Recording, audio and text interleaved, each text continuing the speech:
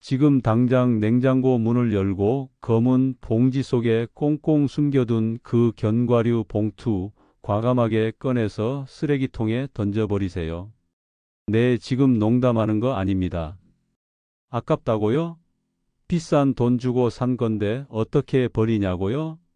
그 몇만 원 아끼려다가 여러분의 간이 그리고 여러분의 생명이 썩어 들어갈 수 있습니다. 우리가 흔히 건강간식이라 믿고 매일 챙겨 먹던 이 고소한 견과류가 사실은 1급 발암물질 덩어리였다면 믿으시겠습니까? 그것도 그냥 발암물질이 아니라 간암을 일으키는 가장 강력한 독소 중 하나라면요? 반갑습니다. 여러분의 활력지킴이 활력연구소입니다. 오늘 영상은 정말 중요합니다. 아니 어쩌면 여러분의 남은 인생을 결정지을 수도 있는 영상입니다. 제가 얼마 전에 겪었던 정말 안타까운 일 하나 말씀드릴게요. 제가 아는 지인분 중에 70대 초반인 박영감님이라고 계세요. 이분이 평소에 건강관리를 얼마나 철저하게 하시는지 술도 안 드시고 담배는 냄새도 안 맡으시는 분입니다. 그런데 얼마 전 건강검진에서 간 수치가 비정상적으로 높게 나오고 간암 초기 의심 소견까지 받으셨다는 거예요. 술도 안 마시는 분이 도대체 왜 이런 일이 생겼을까? 저랑 같이 곰곰이 생활 습관을 되짚어 봤는데 원인은 정말 뜻밖의 곳에 있었습니다. 바로 거실 탁자 위에 항상 놓여 있던 그 큼지막한 견과류 통이었어요. 자식들이 건강하라고 사다 준 대용량 아몬드와 호두를 뚜껑도 제대로 안 닫고 몇 달을 두고 드셨던 겁니다. 영감님은 그게 쩐내가 나는데도 원래 견과류는 고소한 맛에 먹는 거라며 그냥 드셨던 거죠. 그게 독약인 줄도 모르고요. 오늘 이 영상을 끝까지 보셔야 하는 이유가 바로 여기에 있습니다. 여러분의 부엌 찬장 어딘가에 혹은 식탁 위에 무심코 놓아둔 그 견과류가 여러분의 간을 조용히 파괴하고 있을지 모릅니다. 오늘 저는 여러분께 절대 먹으면 안 되는 최악의 썩은 견과류가 무엇인지 그리고 이미 사둔 견과류가 안전한지 확인하는 방법, 마지막으로 간을 살리는 올바른 견과류 섭취법까지 모조리 다 알려드릴 겁니다. 오늘 내용만 제대로 아셔도 여러분은 간암이라는 무시무시한 공포에서 벗어나실 수 있습니다. 특히 영상 중간에 제가 실제로 효과를 봤던 아주 간단한 견과류 보관 꿀팁도 숨겨져 있으니까요. 한순간도 놓치지 마시고 끝까지 귀 기울여 주세요. 주변에 견과류 좋아하시는 친구분들 계시다면 이 영상 공유 버튼 눌러서 꼭 좀 알려주시고요. 자, 그럼 내 몸 살리는 진짜 이야기 지금 바로 시작합니다. 먼저 우리가 가장 크게 오해하고 있는 사실부터 짚고 넘어가야겠습니다. 여러분, 견과류가 상했다는 걸 어떻게 판단하시나요? 곰팡이가 눈에 보여야만 상한 걸까요? 아닙니다. 견과류의 부패는 눈에 보이지 않게 시작됩니다. 그리고 그 보이지 않는 적이 우리 몸속, 특히 해독을 담당하는 간을 무차별적으로 공격합니다. 그 첫 번째 주인공, 이름도 생소하지만 반드시 기억해야 할 공포의 대상, 바로 아플라톡신입니다. 이름이 좀 어렵죠? 쉽게 말해서 곰팡이 독소라고 생각하시면 됩니다. 우리가 쌀이나 콩, 그리고 특히 견과류를 잘못 보관했을 때 생기는 곰팡이인데요. 이게 왜 무섭냐면요. 국제암연구소에서 지정한 1군 발암물질입니다. 1군이라는 건 암을 일으키는 것이 확실하다는 뜻이에요. 제가 아는 60대 후반의 이 여사님 이야기를 잠깐 해드릴게요. 이분은 알뜰하기로 소문난 분이세요. 떡이나 빵에 곰팡이가 조금 피면 어떻게 하시나요? 네, 보통 그 부분만 떼어내고 드시는 분들 많으시죠. 이 여사님도 그러셨어요. 견과류에서 약간 쿰쿰한 냄새가 나거나 하얀 점 같은 게 보여도 에이 씻어서 볶으면 괜찮겠지 하고 드셨대요. 그런데 여러분, 이거 정말 큰일 날 소리입니다. 아플라톡신이라는 이 독한 녀석은요, 물로 씻어도 안 없어지고 팔팔 끓는 물에 삶아도 심지어 프라이팬에 볶아도 죽지 않습니다. 270도 이상의 초고온에서나 파괴되는데 우리가 집에서 요리할 때 그 온도까지 올릴 일이 거의 없잖아요. 그러니까 눈에 곰팡이가 조금이라도 보인다? 혹은 냄새가 좀 이상하다? 그건 견과류 전체가 이미 독소에 오염되었다는 뜻입니다. 아까운 마음에 곰팡이 핀 부분만 도려내고 드셨다간 그 독소가 그대로 여러분의 이와 장에서 흡수되어 간으로 직행합니다. 간은 우리 몸의 해독 공장이잖아요. 들어오는 독소를 막아내려고 안간힘을 쓰다가 결국 간세포가 괴사하고 이게 반복되면 간경화 그리고 간암으로 이어지는 겁니다. 특히 B형 간염이 있거나 평소 간이 약하신 분들에게 아플라톡신은 말 그대로 시한폭탄과도 같습니다.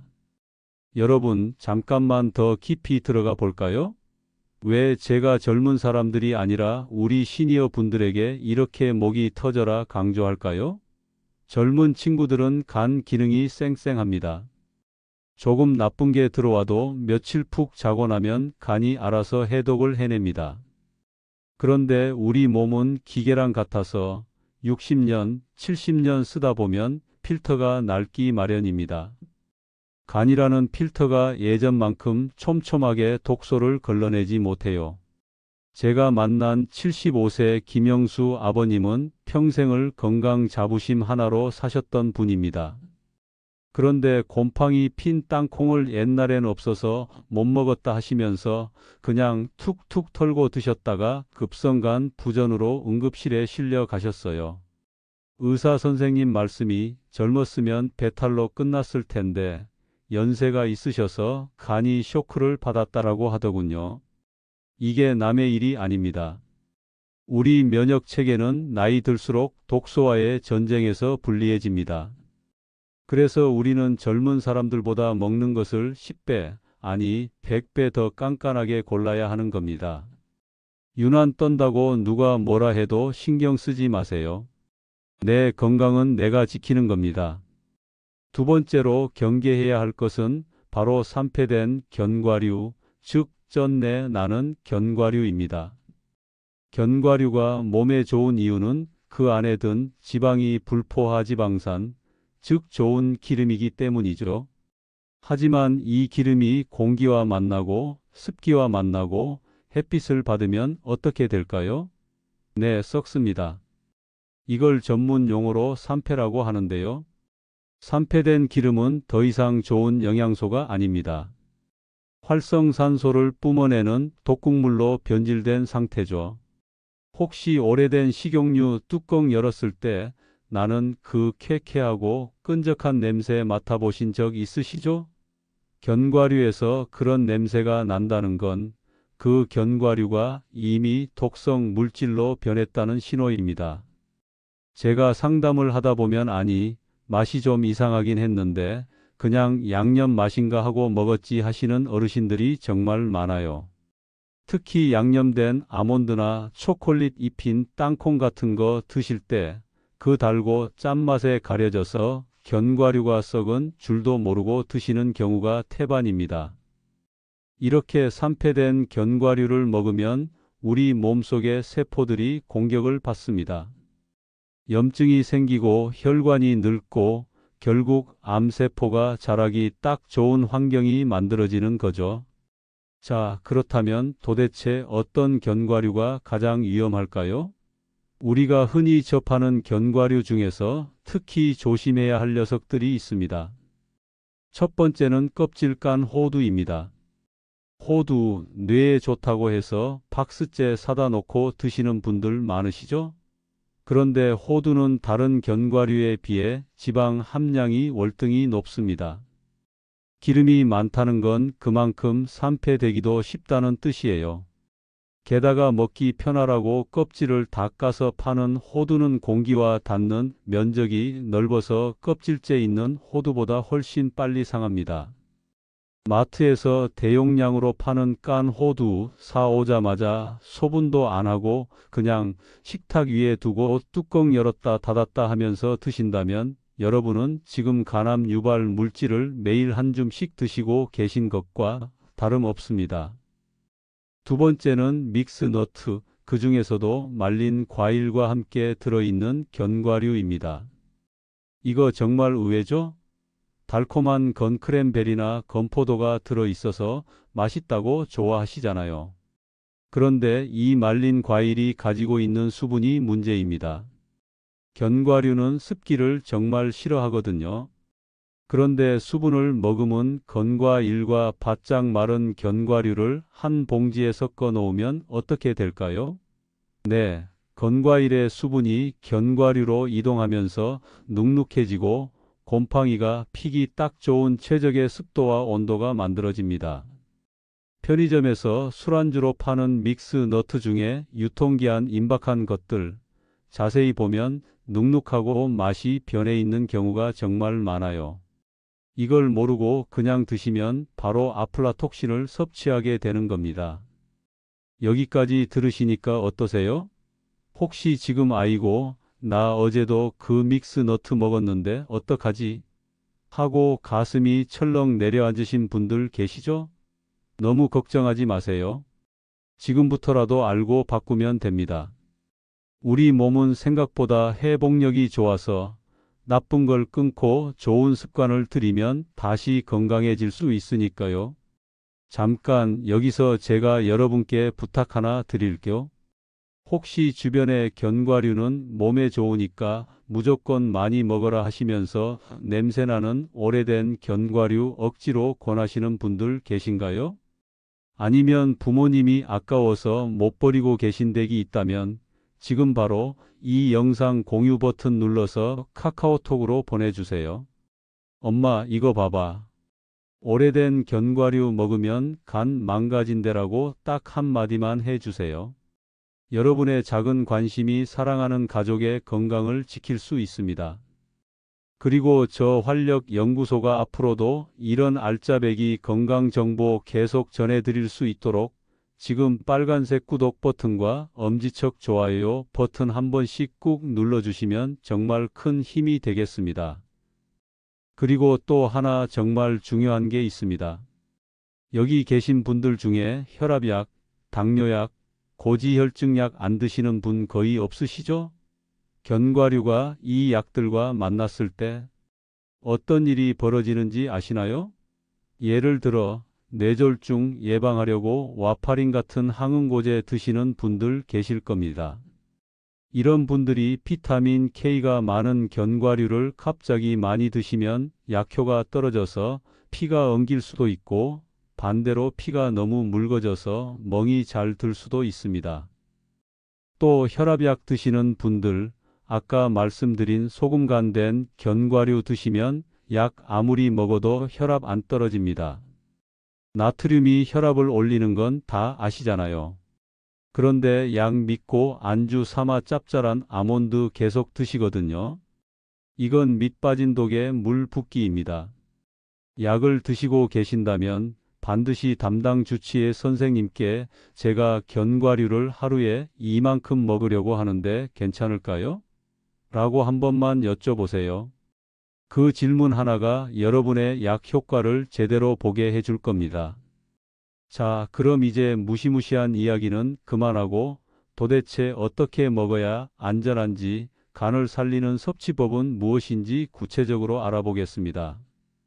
우리가 견과류를 먹는 이유는 분명합니다. 혈관을 청소하고 치매를 예방하고 활력을 찾기 위해서죠. 그런데 방법이 틀리면 약이 아니라 독이 됩니다. 제가 제안하는 간을 살리는 견과류 섭취 3원칙을 꼭 기억해 주세요. 첫 번째 원칙, 소포장의 기적입니다.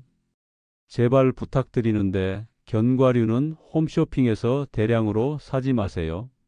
10일이다. 지금 사면 1kg 더 준다 이런 말에 혹해서 큰 통으로 사시면 그거 다 드실 때까지 절대 신선하게 보관 못합니다. 70대 김철수 어르신 댁에 갔더니 베란다에 1년 넘은 아몬드 박스가 그대로 있더라고요. 자식들이 사준 건데 아까워서 아껴 먹었다라고 하시는데 정말 가슴이 아팠습니다. 아껴 먹는 게 아니라 썩혀 먹는 겁니다. 견과류는 무조건 하루 견과처럼 한 봉지씩 소포장된 제품을 사시거나 대량으로 샀다면 사자마자 바로 밀폐 용기나 지퍼백에 한번 먹을 만큼씩만 나눠 담으셔야 합니다. 공기와의 접촉을 최소화하는 것, 이게 견과류의 생명을 지키는 첫 번째 열쇠입니다. 두 번째 원칙, 냉장고는 선택이 아니라 필수입니다. 많은 분들이 견과류를 과자처럼 생각해서 식탁이나 찬장에 보관하십니다. 그런데 견과류는 식물성 기름입니다. 기름은 어디에 보관하죠? 들기름 같은 거 생각해 보세요. 냉장고에 넣으시죠? 견과류도 마찬가지입니다. 특히 한국의 여름처럼 고온 다습한 환경에서 실온 보관은 자살행위나 다름없습니다. 제가 강력하게 추천하는 방법은 밀폐 후 냉장 보관, 더 오래 두고 드실 거면 냉동 보관입니다. 아니, 냉장고에 넣으면 눅눅해지지 않아? 하시는 분들 계실 텐데요. 그래서 밀폐가 중요합니다. 다이소 같은 데 가면 1,000원, 2,000원이면 밀폐 용기 좋은 거 많이 팝니다. 거기에 딱 넣어서 냉장고 안쪽에 넣어두세요. 그리고 드실 때 꺼내서 바로 드시면 시원하고 오독오독하니 맛도 훨씬 좋습니다. 제가 실제로 이렇게 바꿔서 드시게 했더니 소화도 더 잘 되고 속 더부룩한 것도 없어졌다는 분들 정말 많이 봤습니다. 세 번째 원칙, 내 혀와 코를 믿어라입니다. 유통기한이 남았다고 무조건 믿지 마세요. 유통기한은 포장을 뜯지 않았을 때의 이야기입니다. 포장을 뜯는 순간부터 산패는 시작됩니다. 견과류를 입에 넣기 전에 딱 3초만 투자하세요. 냄새를 맡아보세요. 고소한 향이 아니라 쩐내, 페인트 냄새, 혹은 쾌쾌한 곰팡이 냄새가 난다면 아무리 비싼 거라도 뱉으셔야 합니다. 그리고 씹었을 때 바삭하지 않고 눅눅하거나 끝맛이 씁쓸하고 떫다면 그건 이미 상한 겁니다. 에이, 하나만 그렇겠지 하고 넘기지 마시고 그 통에 있는 건 과감하게 버리시는 게 병원비 몇백만 원 아끼는 길입니다. 자, 그러면 이제 실전입니다. 내일 마트에 가셨다고 상상해 보세요. 견과류 코너 앞에 섰습니다. 무엇을 보셔야 할까요? 첫째, 투명한 포장지보다는 불투명한 포장지 혹은 알루미늄 증착 포장지가 좋습니다. 빛을 차단해야 산패가 안 되거든요. 속이 훤히 다 들여다 보이는 투명 비닐에 담긴 건 마트 조명 계속 받으면서 이미 산화되고 있을 가능성이 높습니다. 둘째, 제조일자를 보세요. 유통기한 말고요. 견과류는 수확하고 가공한 지 얼마 안 된 게 최고입니다. 로스팅 날짜가 찍혀 있다면 가장 최근 걸 고르세요. 셋째, 가루를 확인하세요. 봉지 아래쪽에 부서진 가루가 많이 깔려 있다. 이건 유통 과정에서 많이 시달렸거나 오래돼서 바스러진 겁니다. 알맹이가 온전하고 탱글탱글한 것들이 들어있는 걸 고르셔야 합니다. 그리고 집에 오시자마자 어떻게 한다고요? 네, 바로 소분해서 냉장고행입니다. 냉장고 문 쪽 칸은 온도 변화가 심하니 피하시고 안쪽 깊숙한 곳이나 김치 냉장고가 제일 좋습니다. 김치 냉장고의 쌀 보관 모드나 야채 모드가 견과류 보관하기엔 최적의 온도입니다. 자, 그럼 어떤 견과류를 먹어야 우리 간이 좋아할까요? 무조건 피하는 게 능사는 아니죠. 신선하다는 전제하에 간 해독을 돕고 활력을 주는 고마운 견과류들도 있습니다. 첫 번째로 추천하는 건 브라질너트입니다. 이름이 좀 생소하실 수 있는데 요즘 마트에 가면 많이 팝니다. 이 녀석이 왜 좋으냐면 셀레늄이라는 성분 때문입니다. 셀레늄은 기적의 원소라고도 불리는데요. 강력한 항산화 작용을 해서 간세포가 파괴되는 걸 막아주고 해독 작용을 돕습니다. 그런데 주의할 점이 있어요. 브라질너트는 약효가 너무 강력해서 많이 드시면 안 됩니다.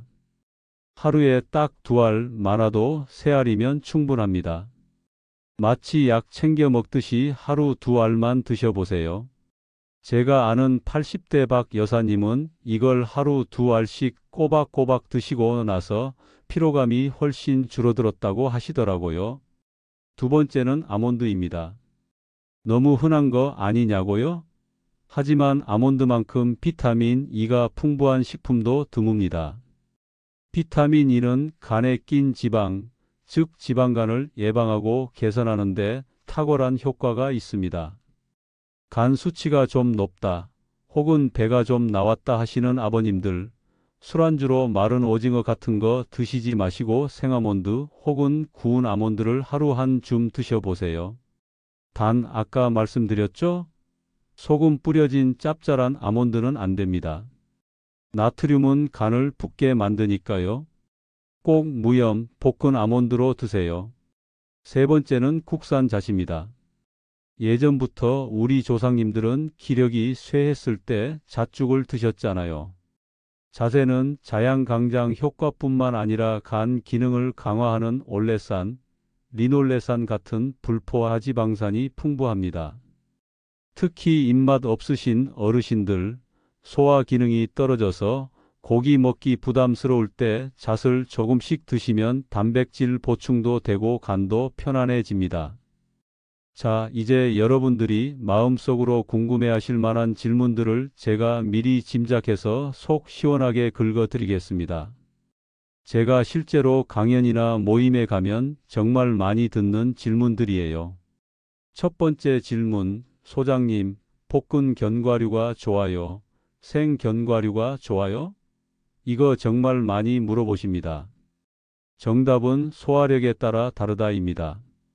영양소 파괴만 보면 생으로 먹는 게 제일 좋긴 합니다. 하지만 우리 60대, 70대 넘어가면 위장이 예전 같지 않잖아요. 생 견과류는 껍질에 있는 독성이나 효소 저해 물질 때문에 소화가 잘 안 되고 배에 가스가 찰 수 있어요. 그래서 저는 우리 시니어 분들께는 가볍게 볶은 견과류를 추천합니다. 살짝 볶으면 수분이 날아가서 곰팡이 걱정도 덜고 고소한 맛도 살아나고 무엇보다 소화가 훨씬 잘 됩니다. 집에서 프라이팬에 기름 두르지 말고 약한 불로 살살 볶아서 드시는 게 최고입니다. 두 번째 질문, 하루에 얼마나 먹어야 돼요? 몸에 좋다니까 밥그릇으로 하나 가득 먹어도 되나요? 아이고, 절대 안 됩니다. 견과류는 지방 덩어리라고 말씀드렸죠? 아무리 좋은 기름도 많이 먹으면 살찌고 설사합니다. 그리고 간에도 부담을 줍니다. 간이 그 기름 분해하느라 과로하게 되거든요. 딱 정해드립니다. 하루에 여러분의 주먹을 꽉 쥐지 말고 손바닥을 오목하게 했을 때 그 안에 쏙 들어갈 정도, 딱 한 줌입니다. 개수로는 아몬드 20개, 호두 반쪽짜리 5개에서 6개 정도면 충분합니다. 과유불급, 아무리 좋은 보약도 지나치면 독이 된다는 말, 견과류에 딱 맞는 말입니다. 세 번째 질문, 냉동실에 2년 된 견과류가 있는데 버리기 너무 아까워요. 갈아서 반찬에 넣으면 안 되나요? 제가 아는 최할머니께서 저한테 조용히 오셔서 이렇게 물어보시더라고요. 멸치 볶음 할 때 넣으려고 2년 된 호두를 냉동실에 두셨대요. 제가 그 자리에서 할머니 손 꼭 잡고 말씀드렸습니다. 어머니, 그 멸치 볶음 드시면 멸치 똥 먹는 게 아니라 독약 드시는 거예요. 냉동실이라고 만능이 아닙니다. 냉동실 문 열고 닫을 때마다 온도 변하죠? 그리고 냉동실 냄새가 견과류에 다 배어듭니다. 2년이면 이미 산패가 진행되고도 남을 시간입니다. 갈아서 양념에 버무리면 그 쩐내를 못 느낄 뿐이지 독성은 그대로입니다. 제발 미련 갖지 마시고 화단에 거름으로 주시거나 과감하게 폐기하세요. 그게 건강을 사는 길입니다. 이야기를 나누다 보니 시간이 훌쩍 갔네요. 옛날 생각나시죠? 정월 대보름이면 부럼 깬다고 호두, 땅콩 딱딱 깨물던 그 시절요. 그때는 견과류가 참 귀했고 묵힐 새도 없이 가족들이 둘러앉아 다 먹어치웠습니다. 그런데 지금은 너무 흔해졌어요. 흔해지다 보니 소중함을 모르고 방치합니다. 식탁 위에서 찬장에서 먼지 쌓이고 잊혀갑니다. 견과류는 살아있는 씨앗입니다. 땅에 심으면 싹이 나는 생명체예요. 그 생명력을 우리가 섭취하는 건데 썩고 병든 생명을 먹어서야 되겠습니까? 오늘 제가 드린 말씀이 잔소리처럼 들리셨을 수도 있지만 이건 정말 여러분이 아프지 않고 자식들에게 짐 되지 않고 꼿꼿하게 건강을 지키셨으면 하는 저의 간절한 마음입니다. 오늘 내용 조금 무섭기도 하고 뜨끔하기도 하셨죠? 아이고, 내가 그동안 곰팡이를 먹고 살았네 하고 자책하시는 분도 계실 것 같아요. 하지만 괜찮습니다. 오늘부터 바꾸면 되니까요. 늦었다고 생각할 때가 가장 빠를 때라는 말, 건강에 있어서는 100% 맞는 말입니다. 오늘 냉장고 정리 한번 싹 하시면서 오래된 견과류, 출처를 알 수 없는 견과류는 싹 비워내세요. 그 빈자리에 신선하고 건강한 핵견과류, 작은 봉지로 딱 하나씩만 채워 넣으세요. 그리고 아침에 일어나셔서 혹은 출출한 오후에 그 신선한 견과류를 꼭꼭 씹어 드시면서 이렇게 생각해 보세요. 이 고소함이 내 혈관을 뚫어주고 내 간을 싱싱하게 살려준다. 음식은 무엇을 먹느냐도 중요하지만 어떤 마음으로 어떤 상태의 것을 먹느냐가 훨씬 중요합니다. 여러분은 소중한 사람입니다. 썩은 견과류, 냄새나는 견과류를 드시기엔 너무나 귀한 분들입니다. 내 몸을 귀하게 대접할 때 내 몸도 나에게 건강이라는 선물로 보답한다는 사실 잊지 마세요. 이제 영상이 끝나면 바로 실천해 보세요. 묵은 견과류 버리는 소리가 툭 하고 날 때 여러분의 간암 걱정도 툭 하고 떨어져 나갈 겁니다. 오늘 제가 준비한 간을 살리는 견과류 이야기는 여기까지입니다. 혹시 오늘 영상을 보시고 나도 이런 경험이 있었는데 하는 이야기나 나는 이렇게 보관하니까 참 좋더라 하는 여러분만의 꿀팁이 있다면 댓글로 남겨주세요. 여러분의 지혜가 다른 구독자분들에게 큰 도움이 됩니다. 저도 댓글 하나하나 꼼꼼히 읽어보고 댓글 달아드리겠습니다. 오늘 영상이 도움이 되셨다면 그리고 저 활력연구소와 함께 건강하게 100세까지 팔팔하게 살고 싶으시다면 구독과 좋아요 그리고 알림 설정까지 꼭 부탁드립니다. 저는 다음 시간에 더 알차고 더 속 시원한 건강 정보 들고 다시 찾아오겠습니다. 지금까지 활력연구소였습니다. 여러분, 오늘 하루도 활력 넘치고 건강하세요. 감사합니다.